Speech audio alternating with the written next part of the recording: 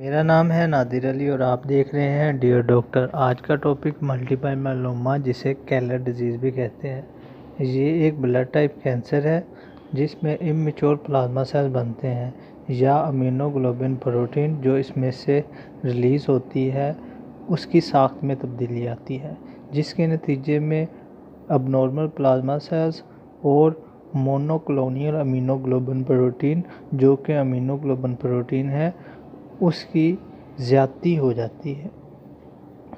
अब मैं आपको प्लाज्मा सेल्स के बारे में बताना चाहता हूँ। प्लाज्मा सेल्स को समझने के लिए हमें स्टेम सेल्स को समझना होगा। स्टेम सेल्स इंसान की बॉडी का हर ऑर्गन बनाते हैं।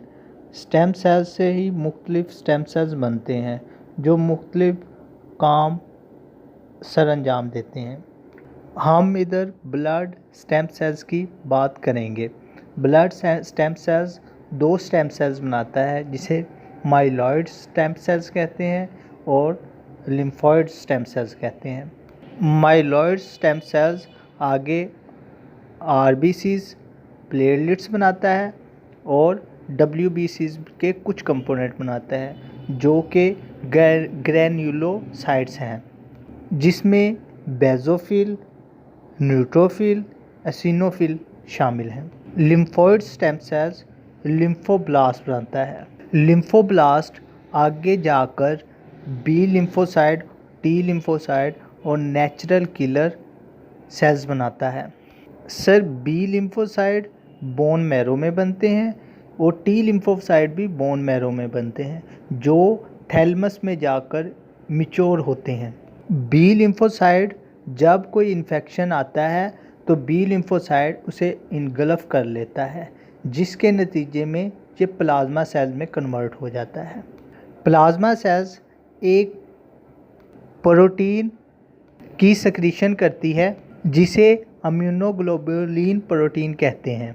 अमीनोग्लोबुलिन प्रोटीन को एम प्रोटीन भी कहते हैं, जो हम अगली स्लाइड में डिस्कस डिटेल से करेंगे। Types: hyper diploid multiple myeloma, जिसमें क्रोमोसोम्स नॉर्मल से ज़्यादा हो जाते हैं, जिसके नतीजे में माइलोमा सेल्स या प्लाज्मा सेल्स अफेक्ट होते हैं और ये 45% लोगों में होती है। ये एग्रेसिव नहीं होती, बहुत जल्दी फैलती नहीं है। Non hyper diploid multiple myeloma या हाइपोडिप्लॉयड, इसमें क्रोमोसोम्स नॉर्मल से कम होते हैं, ये बहुत ज़्यादा एग्रेसिव होती है और बहुत तेज़ी से फैलती है। ये 40% लोगों में होती है। काइंड्स: लाइट चेन माइलोमा, इसमें अमीनोग्लोबुलिन इमेच्योर होती हैं जो किडनी को डैमेज करती हैं। ये 20% लोगों में हो सकती है। नॉन सेक्रेटरी माइलोमा, इसमें एम प्रोटीन शो नहीं होती, जिसके नतीजे में हमें ज़रूरी बायोप्सी करना पड़ती है। सोलिडेटरी प्लाज्मोसाइटोमा, इसमें प्लाज्मा सेल्स जो कि कैंसरस सेल्स बन जाते हैं वो ग्रो करते हैं ट्यूमर की फॉर्म में। इसके लिए सीटी स्कैन किया जाता है जिसे पेट सीटी स्कैन कहते हैं और एमआरआई की जाती है और रेगुलर चेकअप किया जाता है। एक्स्ट्रा मेडुलरी प्लाज्मोसाइटोमा, इसमें बोन मैरो से जो माइलोमा सेल्स हैं, जो बीमारी वाले सेल्स हैं, वो बॉडी के मुख्तलिफ हिस्सों में चले जाते हैं, जिससे बॉडी के कुछ हिस्से दूसरे भी हिस्से मुतासर होते हैं। ये 30% होती है। रेडिएशन थेरेपी करना पड़ती है, सर्जरी करना पड़ती है। मोनोक्लोनल गैमोपैथी अनडिटरमाइंड सिग्निफिकेंस, इसमें अब नॉर्मल एंटीबॉडी बनती है माइलोमा सेल्स की, जो कोई सिम्टम जाहिर नहीं करती। बाजुकात पेन होती है, नमनस होती है, हाथ में, पाँव में, थाई में मसल वीकनेस महसूस होती है, ब्लीडिंग होती है और kidney problem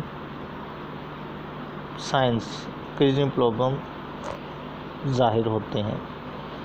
smouldering multiple myeloma ये प्री कैंसरीज फॉर्म है, कैंसर से पहले की फॉर्म है, जिसमें माइलोमा प्लाज्मा सेल्स जो बोन मैरो में बनते हैं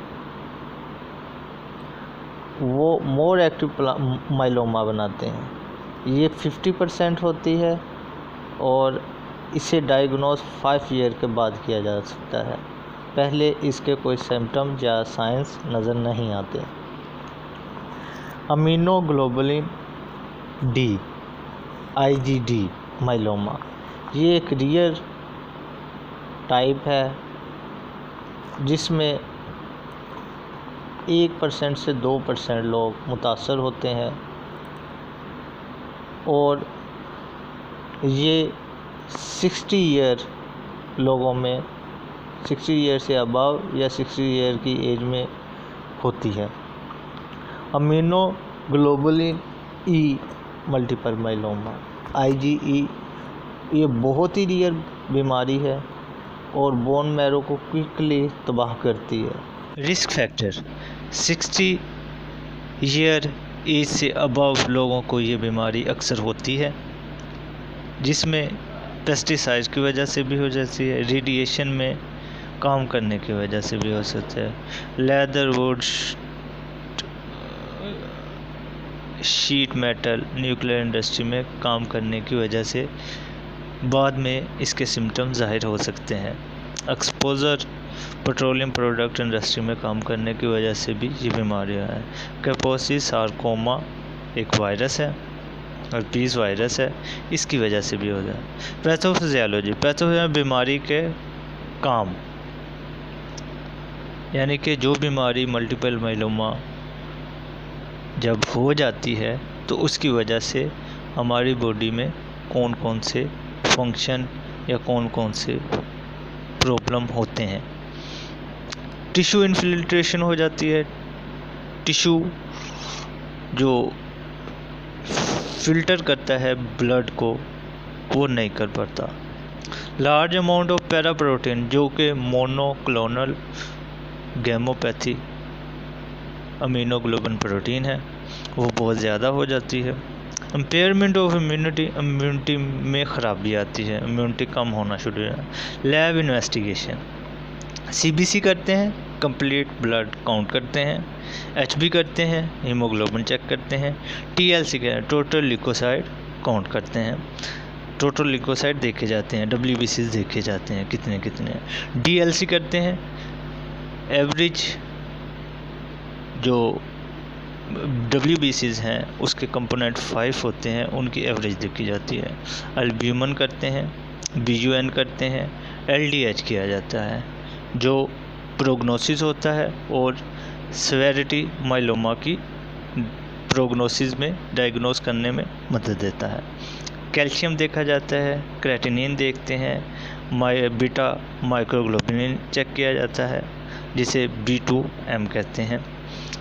CRP देखा जाता है, CRP C रिएक्टिव प्रोटीन जो लीवर में बनती है उसको देखा जाता है। क्वांटिटेटिव अमीनोग्लोबुलिन टेस्ट किया जाता है जिसमें मिकदार देखी जाती है अमीनोग्लोबुलिन की।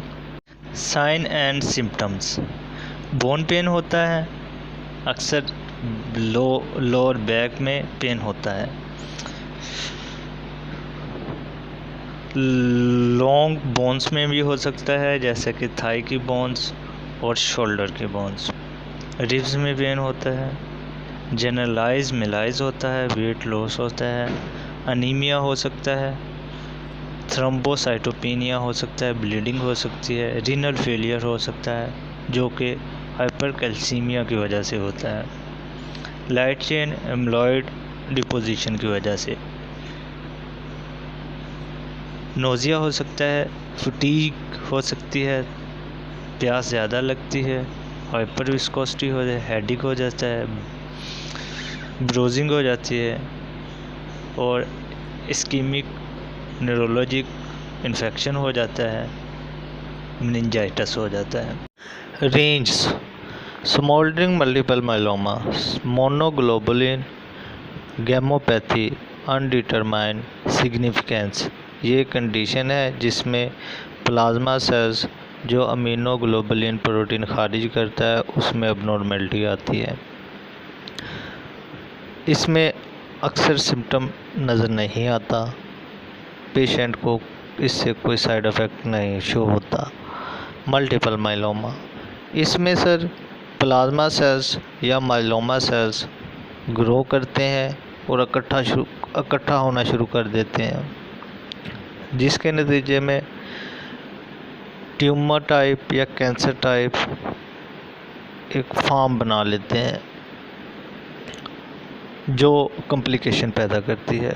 वेलस्ट्रोम माइक्रोग्लोबुलिनीमिया, इसमें लिम्फोसाइट्स जिससे प्लाज्मा सेल्स बनते हैं वो अफेक्ट होना शुरू हो जाते हैं, जिसके नतीजे में कैंसरी सेल बहुत ज़्यादा हो जाते हैं और फटीग बेचैनी पैदा होती है, वेट लॉस होता है।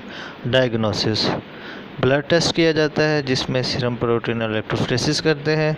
यूरिन टेस्ट किया जाता है जिसमें बेंजोन प्रोटीन का टेस्ट किया जाता है। बेंजोन प्रोटीन चेक की जाती है जिसे एम प्रोटीन भी कहते हैं। फिर एमआरआई स्क्रीनिंग की जाती है, एमआरआई कंट्रास्ट की जाती है। इसमें ये देखने के लिए की जाती है कि ट्यूमर कहाँ पे और कितना है, कितनी मिकदार में और कहाँ पे है, ये चेक किया जाता है। According to NCCN, smouldering multiple myeloma को क्लासिफाइड किया गया है एसिम्प्टोमेटिक और एक्टिव। जितनी भी हैं क्लासिफिकेशन रेंज हैं उसे एक्टिव में सिम्प्टोमेटिक में क्लासिफाइड किया गया है। एसिम्प्टोमेटिक का मतलब कि सिम्टम जिसमें जाहिर नहीं होते, सिम्प्टोमेटिक का मतलब जिसमें सिम्टम जाहिर होते हैं। ट्रीटमेंट, टारगेटेड थेरेपी की जाती है जहाँ पे कैंसर सेल्स हैं उन्हें मारा जाता है मेडिसिन के ज़रिए। कीमोथेरेपी की जाती है, कीमोथेरेपी का मकसद यही होता है कि जहाँ पे कैंसर सेल्स हैं उन्हें मारा जाता है। कॉर्टिकोस्टेरॉइड यूज़ करवाया जाता है ताकि इम्यून सिस्टम रेगुलेट करे। बोन मैरो ट्रांसप्लांट करते हैं जिसमें ब्लड को एक सेंट्रीफ्यूज मशीन में डाला जाता है। बॉडी के ब्लड को, जितना पेशेंट का ब्लड होता है, वहाँ से स्टेम सेल निकाले जाते हैं और दोबारा इंसानी बॉडी में दाखिल किया जाता है, जिससे वही स्टेम सेल्स फिर दोबारा मैच्योर सेल्स बनाते हैं। रेडिएशन थेरेपी, रेडिएशन थेरेपी में कैंसर सेल या ट्यूमर सेल्स को आइडेंटिफाई किया जाता है किस जगह पे हैं, फिर उस पर रेडिएशन लगाई जाती है ताकि वो इमेच्योर सेल्स जो बीमारी काज कर रहे हैं उन्हें किल किया जाए। फिर इंडक्शन थेरेपी आ जाती है। इंडक्शन थेरेपी में जो ट्यूमर बना हुआ है उसके बर्डन को कम किया जाता है।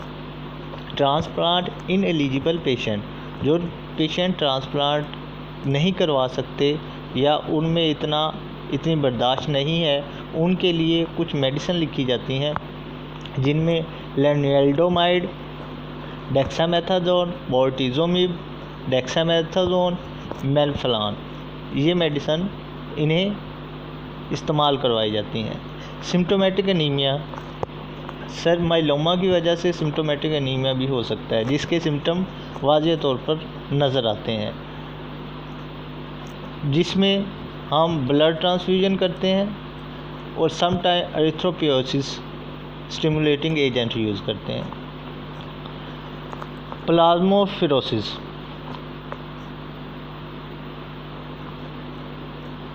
ये भी यूज़ किया जाता है।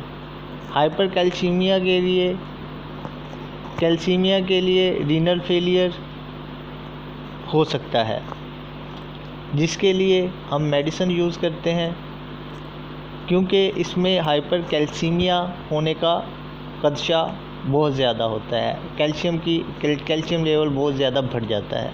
इसमें हम ग्लूकोकॉर्टिकॉइड यूज़ करते हैं, बिसफॉस्फोनेट यूज़ करते हैं, कैल्सिटोनिन यूज़ करते हैं, हेमोडायलाइसिस करते हैं। एम प्रोटीन को हम माइलोमा प्रोटीन भी कहते हैं, मोनोक्लोनल अमीनोग्लोबुलिन भी कहते हैं, एम स्पाइक भी कह सकते हैं, पैरा प्रोटीन भी कहते हैं। स्ट्रक्चर के लिहाज से इसकी कुछ टाइप्स हैं। एम प्रोटीन पीसीस पे मुश्तमिल होती है, छोटे छोटे टुकड़ों पे मुश्तमिल होती है, जिसे हम लाइट चेन और हैवी चेन कहते हैं। इसमें 2 लाइट चेन होती हैं और 2 हैवी चेन होती हैं।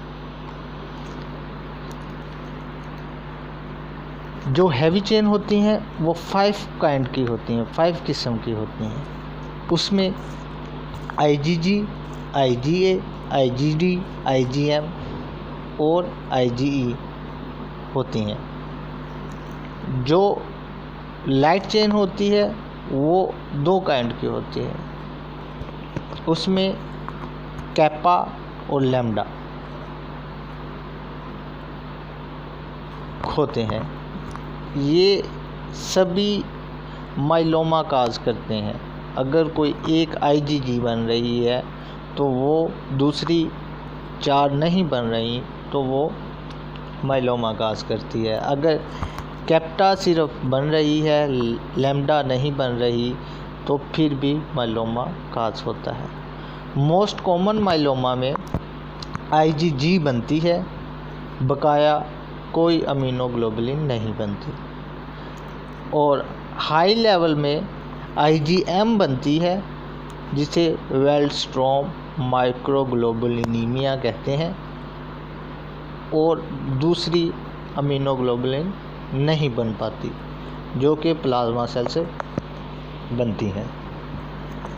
मोस्टली टाइम एम प्रोटीन कोई प्रॉब्लम काज नहीं करती और बॉडी को कोई असर नहीं होता। जैसे ही अब नॉर्मल प्लाज्मा सेल्स बनते हैं और बॉडी में, ब्लड में या बॉडी के मुख्तलिफ हिस्सों में चले जाते हैं और वहाँ इकट्ठे होकर एक ट्यूमर की शक्ल अख्तियार करने लग जाते हैं, तब कॉम्प्लिकेशन पैदा होती हैं। Test for M protein: serum and urine protein electrophoresis किया जाता है।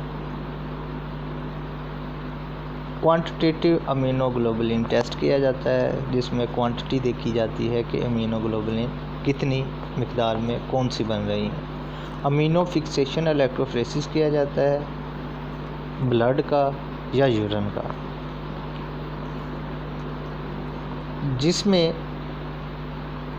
काइंड ऑफ प्रोटीन देखी जाती हैं। सीरम फ्री लाइट चेन ऐसे किया जाता है, serum heavy and light chain ऐसे किया जाता है, जिसमें दोनों की हैवी और लाइट चेन की मिकदार देखी जाती है, जो एक दूसरे से जुड़ी हुई हैं। कॉम्प्लिकेशन: इन अमीनोग्लोबुलिन की वजह से माइलोमा के अलावा और भी बीमारियां जन्म लेती हैं, जैसा कि ये हैं लाइट चेन अमाइलोडोसिस, वेल्स्ट्रॉम माइक्रोग्लोबुलिनीमिया, जो कि माइलोमा की कॉम्प्लिकेशन में आखिरी स्टेज है, लिम्फोमा और अदर मोनोक्लोनल गैमोपैथी अनडिटरमाइंड सेगमेंटेशंस, जिसमें बोन फ्रैक्चर भी हो सकता है, ब्लड क्लॉटिंग होती है, किडनी प्रॉब्लम हो सकते हैं, किडनी डैमेज भी हो सकती है। ये एम प्रोटीन या पैरा प्रोटीन की स्ट्रक्चर दिखाई गई है। इसमें आप देख सकते हैं ब्लू कलर की जो एरो दिखाई गई है या जो लाइन दिखाई गई है वो कैपा और लैम्डा को शो करती है। ग्रीन कलर की जो लाइन है वो IgG, IgM, IgA, IgD, IgE जो कि अमीनोग्लोबुलिन है उसे शो करती है। इटियोलॉजी, मल्टीपल माइलोमा के कोई साइन किस वजह से होती है नहीं मालूम हो सका, मगर कुछ अबनॉर्मेलिटी की वजह से साइंसदान कहते हैं कि इनकी वजह से ही मल्टीपल माइलोमा होता है, जो कि ये जीन्स हैं CMYC, NRAS और KRAS। ये इमेच्योर प्लाज्मा सेल पैदा करने में मेन किरदार अदा करते हैं। अदर फैक्टर भी हो सकते हैं, अल्कोहल का इस्तेमाल करने से, मोटापे की वजह से, एनवायरमेंटल की वजह से, इंसेक्टिसाइड की वजह से, ऑर्गेनिक सॉल्वेंट की वजह से, रेडिएशन एक्सपोज की वजह से। फिज़िकल थेरापी मैनेजमेंट, इसमें फिज़िकल थेरापी की करवाई जाती है पेशेंट को, जिसमें उसके मसल्स जो ख़राब हो रहे हैं, वेस्ट हो रहे हैं, उनको मेंटेन किया जाता है, उनकी वर्किंग को बहाल किया जाता है, जिसमें वो कुछ स्ट्रेंथनिंग एक्सरसाइज करवाते हैं जिससे उसकी वर्किंग बहाल होती है। डिफरेंट डायग्नोसिस कन्फ्यूजन, ये इस बीमारी में जो सिम्टम नज़र आते हैं, ये जितनी भी बीमारी हैं इनमें भी सेम हूबहू ये सिम्टम नज़र आते हैं, जिसकी वजह से कन्फ्यूजन पैदा होती है कि कौन सी बीमारी है।